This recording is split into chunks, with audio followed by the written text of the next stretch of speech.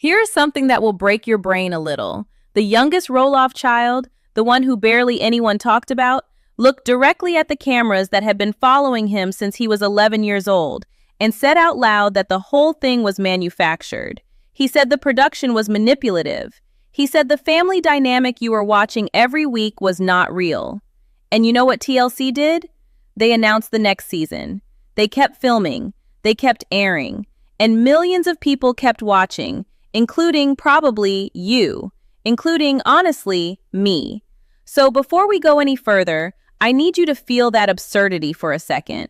A kid grew up on your television screen, told you the show was fake, and the show used that controversy to get even more viewers. That is not a glitch in the system. That is the system working exactly as intended. And Jacob Roloff figured it out before any of us did. If this is your first time here, welcome to LPBW Update. We go deeper than the highlight reels and the pumpkin season content. If you want the full story on what is actually happening inside this family, hit like, subscribe, and turn on notifications right now, because what we are about to get into today is one of the most layered, most uncomfortable, and most important stories in reality television history. And it starts with a boy who never really wanted to be on TV in the first place. Let us go back to the beginning. Not the beginning of the show, but the beginning of Jacob. Because most people who watched Little People Big World for years could not have told you much about him. Ask a casual viewer to name the Roloff kids and they would say Jeremy. They would say Zach. Maybe Molly. Jacob was always the afterthought, the youngest, the one in the background of scenes that were really about everyone else. And when you go back and watch the early footage, really watch it, you can see something in him that did not match the energy of the rest of the family. Jeremy was magnetic on camera. Zach had his underdog story. Molly was the quiet achiever. Jacob looked like he wanted to be anywhere else on earth. There is a specific kind of discomfort that children show when they are performing rather than living, and Jacob had it early. In interviews from his childhood years, he is visibly stiff. He gives short answers. He does not play to the camera the way his brothers did. At the time, audiences wrote it off as shyness or just his personality. But here's the thing about children. They are not naturally camera shy around cameras they have grown up with. A kid who has been filmed since toddlerhood and is comfortable should be relaxed on camera by age 12. The stiffness Jacob showed was not shyness, it was resistance, and it only grew. By his teenage years, something had clearly shifted inside him. The Jacob in those later confessionals was not just quieter, he was watchful. There is a difference between a kid who has nothing to say and a kid who has decided not to say it. Jacob had decided. You can see it in the way he answers questions. Technically, minimally, without giving the production anything they could really use. He was a teenager staging a quiet protest, and the cameras kept rolling anyway. The first time Jacob actually said something out loud that the production could not easily edit around was not on the show. It was in a book. In 2016, Jacob released a short book called Echoes of Eden. He was 19 years old, and in it, he began putting language to what he had been feeling for years. Skepticism about the performance of family life, questions about authenticity, frustration with how reality television flattens real people into characters. He was not screaming. He was not naming names. He was doing something almost more unsettling. He was being thoughtful. He was asking readers to think critically about what they were watching. A 19-year-old who grew up on a reality show telling his audience that reality shows are not real. And the response? Almost nothing. The family stayed quiet. The show stayed quiet. TLC certainly was not going to build an episode around it. The book got absorbed. A few fans noticed. A few critics mentioned it. And then the machine moved on, because that is what the machine does. It absorbs. It neutralizes. It keeps moving. Jacob had thrown something at the wall and watched it slide right off. But he was not done, not even close. If you followed Jacob on social media in the years that followed, you watched a slow escalation that was impossible to miss if you were paying attention. His posts became more philosophical, more pointed. He started talking openly about fame as a construct, about the cost of public life, about the way families perform for cameras versus how they actually operate behind the scenes. He was not tweeting in anger. He was writing with intention. Post after post, he was building a case, not for a lawsuit, not for a talk show confrontation, but for a worldview. He was telling anyone who would listen that what they had watched for years was a performance, and that the performers had paid a price most viewers never considered. The pattern in those posts is remarkable when you go back and read them chronologically. Early on, he is abstract. He talks about the media, about fame in general terms. Then it gets more specific. He starts talking about childhood, about consent, about what it means to grow up with your private moments turned into content for strangers. He is clearly processing something, and the audience that noticed, the fans who were actually reading, started to understand that this was not a kid venting about normal family drama. This was someone trying to articulate a specific kind of harm that did not yet have widely understood language around it. Then 2020 arrived, and everything changed. In 2020, Jacob Roloff made a public statement that no PR team could smooth over and no network could quietly absorb. He publicly accused a former producer of the show of sexually abusing him when he was a minor. He named the accusation publicly. He put his name on it. He described a pattern of grooming and abuse that had allegedly occurred while the show was in active production, while Jacob was a child being filmed by TLC, in the orbit of the people that production had placed around him and his family. I want to be very deliberate about how we talk about this because it deserves that deliberateness. This was not a rumor. This was not an anonymous tip. This was Jacob Roloff, a named adult, making a specific public allegation about a specific named individual, describing abuse that allegedly occurred when he was a minor. He did it with his name attached. He did it knowing what it would cost him. That level of courage, of specificity, of public accountability, that is not something you do lightly. That is not something you do for attention. That is something you do because you have decided that the silence is more damaging than the exposure. The named individual denied the allegations. That is on record. What is also on record is what happened next, or more accurately, what did not happen next. What did TLC say? The network that had employed this producer, the network that had filmed Jacob as a child, the network that had profited from content featuring him throughout his entire childhood. Their response was carefully minimal. There was no press conference. There was no announced investigation that ever became public knowledge. There was no episode, no statement woven into the show, no moment where the network looked at the camera and addressed the fact that a former child cast member had alleged abuse by someone in their production pipeline. The show continued. Let me say that again clearly because it needs to sit with you. A show that filmed a child. That child, now an adult, alleged that he was abused during the filming of that show by someone connected to that production, and the show continued. New seasons, new content, pumpkin patches and anniversary episodes and grandchildren being born on camera. The machine kept moving. Now let us talk about Matt and Amy Roloff, because the way parents respond to something like this tells you everything, and the Roloff's response, or the shape of their response, is one of the most revealing things in this entire story. They released statements. They were not dismissive in a way that made headlines. They expressed love for Jacob. They said they believed in supporting him. But here's what you have to do.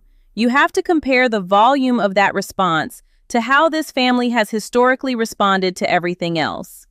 When Zach and Tori had their first baby, it was a multi-episode arc.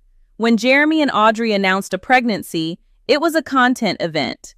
When Matt and Amy finalized their divorce, it was woven into a whole season's worth of storylines. The Roloffs know how to show up loudly when the cameras are rolling and when the moment is emotionally lucrative. But when their youngest son publicly named someone who allegedly abused him as a child on their show, in their world, the response was quiet posts, measured words, and then the season kept going. That contrast is not an accident. That contrast is information.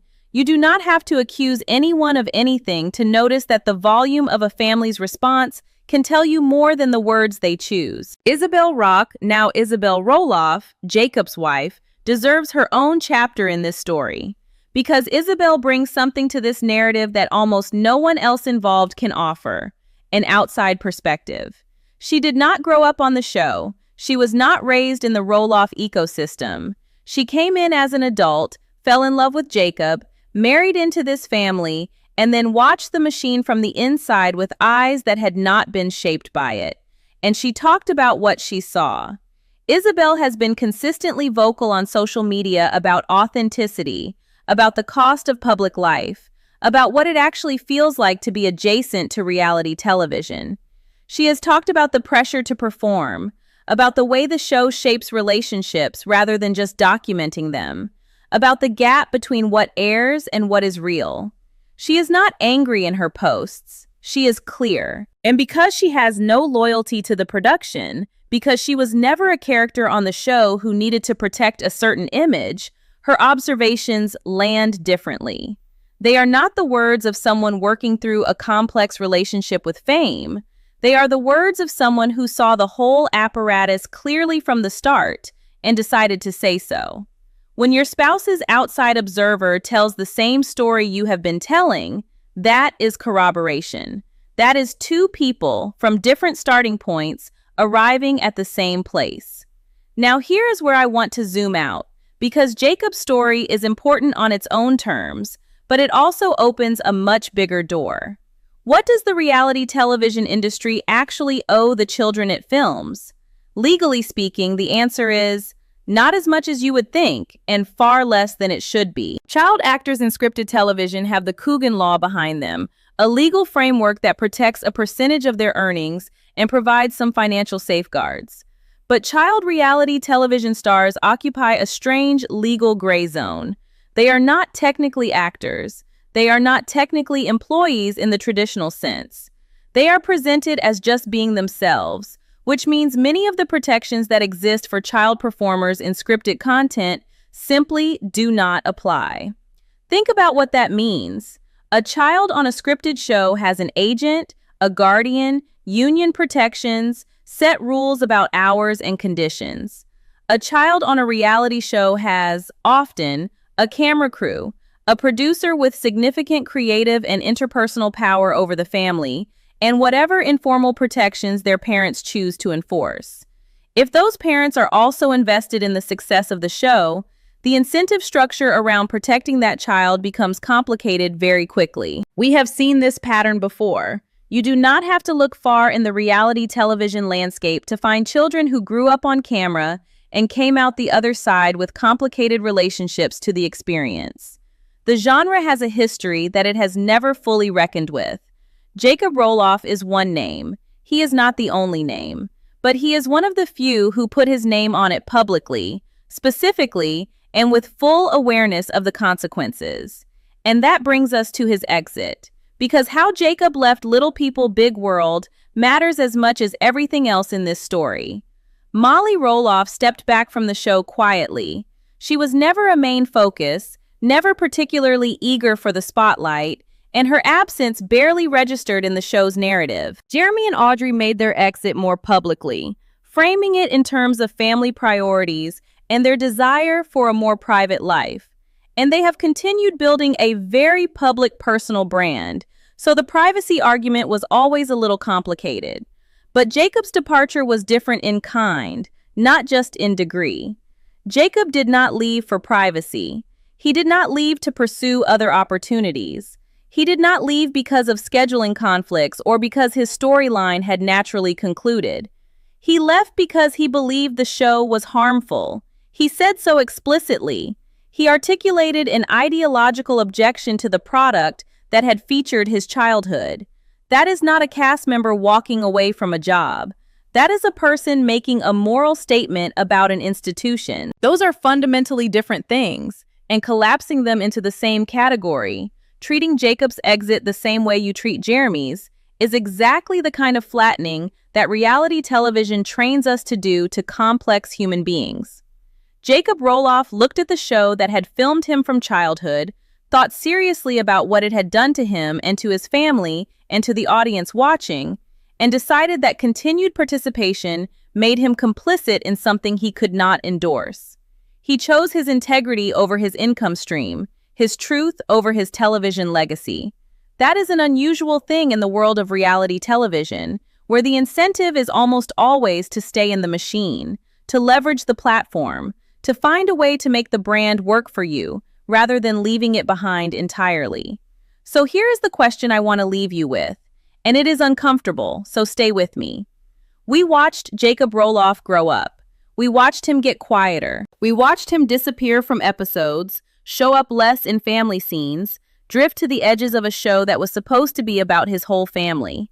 We watched a child's discomfort play out across seasons of television, and we interpreted it as personality, as quirk, as just the way he was. We did not ask why. We kept watching. I am not saying you did anything wrong by watching. I am not here to make you feel guilty for enjoying a show that millions of people found comforting and entertaining. But I do think there is something important in asking ourselves what we were choosing not to see. Because the signs were there, the stiffness was there, the retreat was there, the book was there, the social media posts were there. Jacob was telling his story in pieces for years before he told it all at once. And the audience that loved this family, that watched them through harvests and divorces and graduations and grandbabies, most of that audience was not reading the smaller print. The most powerful thing reality television does is make you feel like you know people. It creates intimacy. It manufactures the feeling of being inside someone's real life. And that feeling is so comfortable, so warm, so rewarding that we are reluctant to let it complicate.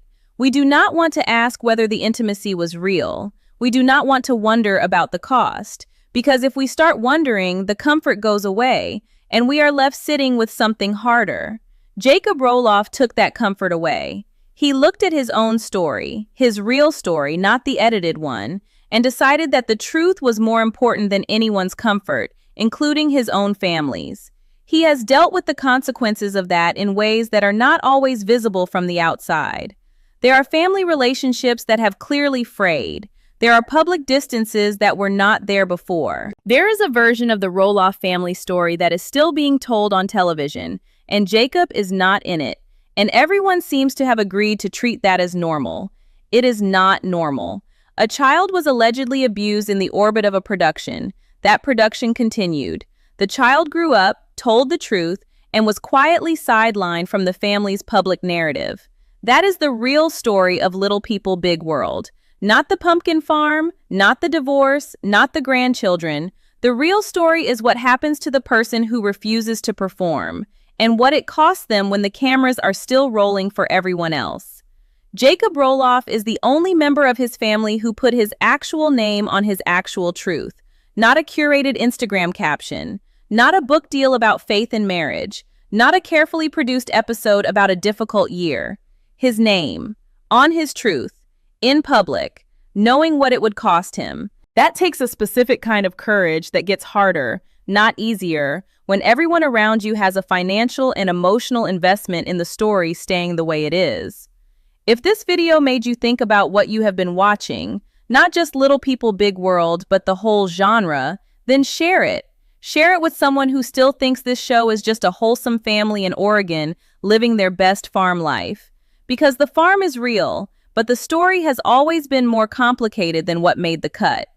And Jacob Roloff, whatever his family thinks of him right now, is the reason we know that. Subscribe to LPBW Update if you are not already here, because we are not done with this family story. Not even close. And the next chapter we are going into is darker than this one. We will see you there.